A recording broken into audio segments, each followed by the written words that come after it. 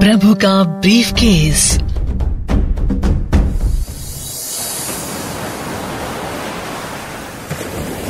यह कहानी सच्ची घटनाओं पर आधारित है। ये एक ऐसे देश की कहानी है जिसके चारों ओर समुद्र है।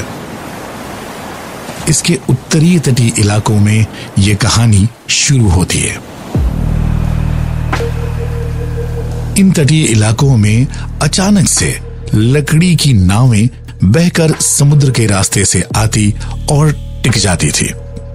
इन लकड़ी की नावों के आने का सिलसिला धीरे धीरे शुरू होता है, लेकिन कमाल की बात यह थी कि इन लकड़ी की नावों में कभी कोई इंसान न मिलता।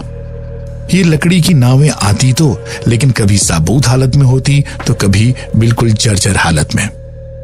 पास जाकर देखने पर पता लगता कि इन नावों में अगर कुछ है तो वो है सिर्फ कंकाल या फिर लाशें। आखिर ये किन की लाशें थी? आखिर कौन ये नावें इस देश के तटीय इलाकों पर भेज रहा था? आखिर उसका क्या मकसद था? आखिर वो क्या साजिश थी? क्या कोई ये शैतानी ताकत थी या किसी की शैतानी? नमस्कार, मेरा नाम है प्रभाकर और आप सुन रहे हैं प्रभु का ब्रीफकेस, जहां पर हम इतिहास के पन्नों में से दर्ज कुछ ऐसे किस्से, कहानियां और घटनाएं लेकर आते हैं जो आप सुनना चाहें। ये समुद्री देश है जापान और इसके चारों तरफ समुद्र ही समुद्र है।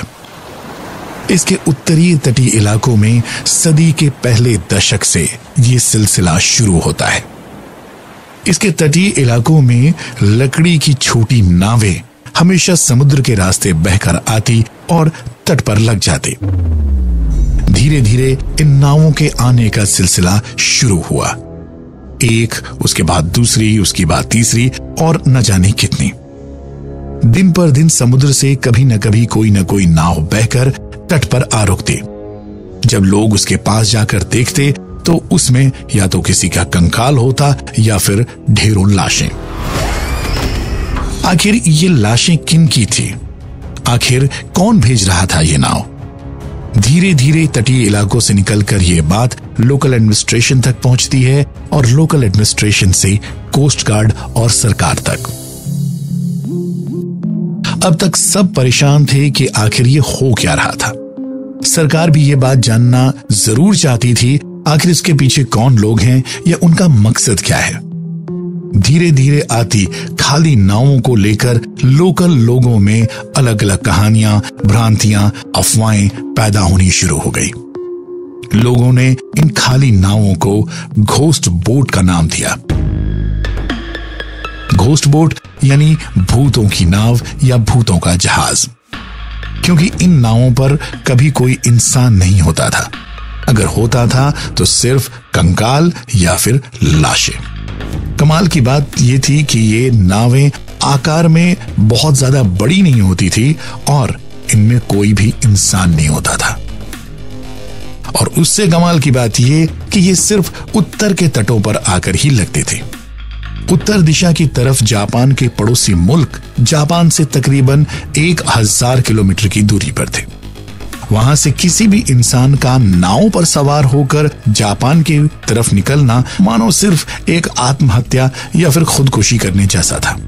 लेकिन लोगों में इस बात की खूब चर्चा थी कि मान भी लो कि अगर ये मछुआरे हैं जो कि रास्ता भटक जाते हैं और इनकी नावें बहकर इस तरफ आ जाती थी, तो सवाल था कि आखिर ये सिलसिला कब रुकेगा और सिर्फ उत्तर के ही तटों पर क्यों। धीरे धीरे अफवाहों का बाजार और गर्म होने लगा। जिसको जो समझ में आता वो अपनी अलग राय और अपनी अलग कहानी बनाता। इस पर सन 2011 में जापान में तकरीबन इन तटों पर 53 घोस्ट बोट आई, जिसमें कभी कोई जिंदा इंसान ना मिला। अगर मिली तो सिर्फ लाशें। 2012 में तकरीबन 47 ऐसी घोस्ट बोट देखी गई। अब तक जापानी कोस्ट गार्ड ने इन बोटों का डेटा मेंटेन करना शुरू कर दिया था, क्योंकि अब 2013 में 80 नाव इन जापानी तटों तक आ चुके थे। अब ये बात धीरे धीरे जापान से बाहर निकलकर वर्ल्ड मीडिया में चर्चा का हिस्सा बनने लगी। ऐसा नहीं है कि शुरुआती जांच में कुछ हाथ नहीं लगा, लेकिन जो हाथ लगा वो पुख्ता सबूत न था। मसलन लकड़ी की इन नावों में लाल रंग से DPR या DPR के लिखा हुआ था, जो कि उत्तर कोरिया की तरफ संकेत करता है। लेकिन जरूरत थी तो 100% पुख्ता सबूतों की, क्योंकि उत्तर कोरिया और जापान के बीच की दूरी तकरीबन 1000 किलोमीटर से ज्यादा की थी और वहां से इन लकड़ी की नावों पर निकलना मानो खुदकुशी करने जैसा था। पर आखिर कोई ऐसा क्यों करेगा, ये सवाल अब और भी अहम और जिंदा था। जापानी सरकार के लिए अब ये कठिन समय था और कोस्ट गार्ड के लिए ये समय और भी चुनौतीपूर्ण। इन तट पर आ रही नावों से निपटने के लिए सरकार ने एक अलग से यूनिट बनाई। ये लकड़ी की नावें अब तक सरकार के लिए सिरदर्द बन चुकी थी, क्योंकि इनमें कभी कोई इंसान जिंदा नहीं मिलता था। मिलते थे तो सिर्फ कंकाल या फिर लाशें, जिनका पोस्टमार्टम करना, उनके अवशेषों को रखना और नावों को वहां से बाहर निकालना एक बड़ा खर्च और बड़ा समय देने वाला काम था। लेकिन ये कहानी इतनी सिंपल और इतनी स्ट्रेट भी कभी नहीं रही। इसके पीछे चलकर देखें तो सन 1970 के आसपास जापानी तटीय इलाकों से जापानी नागरिकों के अचानक से गायब होने की बात पता लगी। लेकिन इसका कुछ भी पता नहीं लगा कि आखिर वो कौन लोग थे, कहां गए और कहां नहीं गए। और इसको लेकर कई कहानियां, अफवाहें जंगल में आग की तरह फैली। लेकिन इसी बीच एक ऐसा छोटा सा सुराग हाथ लगा जो इस पूरी मिस्ट्री को सुलझाने में मददगार साबित होने वाला था। दरअसल हुआ ऐसा कि एक तटीय इलाके से एक विदेशी नागरिक को गिरफ्तार किया गया। जब उससे जांच पड़ताल की गई तो उसने अपना नाम तदाकी हारा बताया। तदाकी हारा उन लोगों में शामिल थे जो कि 1970 के आसपास तटीय इलाकों से गायब लोगों में शामिल थे। लेकिन जब इस इंसान से जापानी पुलिस ने कुछ कड़ी पूछताछ की तो पता लगा कि इसने एक फर्जी पासपोर्ट बनाया है जिसपे तदाकी हारा की फोटो चिपका रखी थी। इसका मकसद कुछ और नहीं बल्कि नॉर्थ कोरिया के लिए जासूसी करना था। जब सरकार को यह बात पता लगी तो सरकार ने एक बड़े स्तर पर खोजबीन शुरू की। तो पता लगा कि 17 जापानी नागरिकों के गुम होने के पीछे नॉर्थ कोरिया का हाथ है।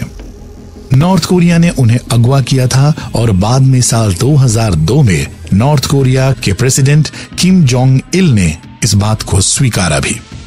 उन्होंने कहा कि उन्होंने अपने नागरिकों को यानी नॉर्थ कोरियाई नागरिकों को जापानी सिखाने के लिए जापानी नागरिकों को अगवा किया था।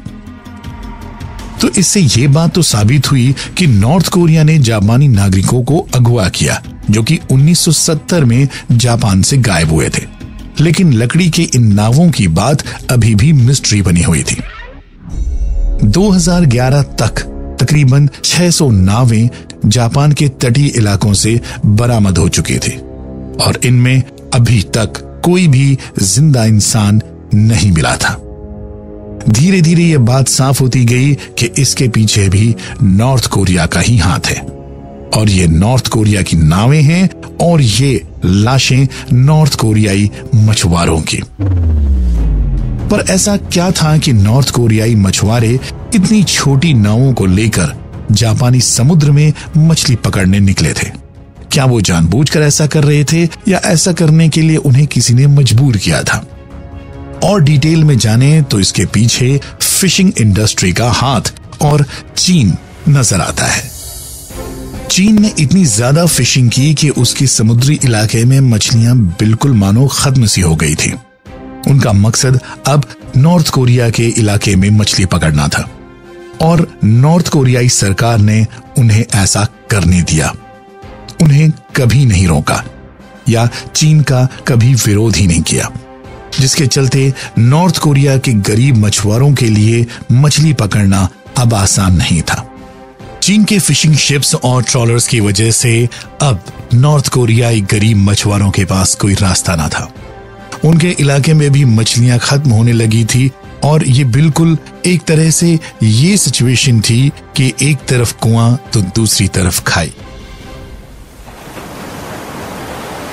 गरीब मछुआरों के पास पूरब की ओर रुख करने के अलावा अब कोई ऑप्शन ही नहीं था, जहां हजारों किलोमीटर तक खुला समुद्र तो था और दूर देश जापान। ये मछुआरे गहरे समुद्र में मछली की तलाश में जाते तो जरूर थे, मगर मौसम और तूफान में फंसकर भूख और प्यास से तड़पकर वहीं मर जाते थे। और उनकी ये नावें उत्तर जापान के तटों पर समुद्र बहाकर लगा देता था। यह घटना दिखाती है कि इंसान भूख के आगे कितना बेबस है और अपनी जिंदगी को भी दांव पर लगाने से नहीं चूकता। यह कहानी नॉर्थ कोरिया के गरीब और असहाय मछुआरों की है, जो जिंदा रहने की जद्दोजहद में है, जिन्हें जिंदा रहकर खाना नसीब नहीं हुआ और मरकर अपनी सरजमी। अगर ये वीडियो आपको पसंद आया हो और ऐसे ही और वीडियोस देखने के लिए चैनल को लाइक करें, सब्सक्राइब करें और इस वीडियो को ज्यादा से ज्यादा शेयर करें।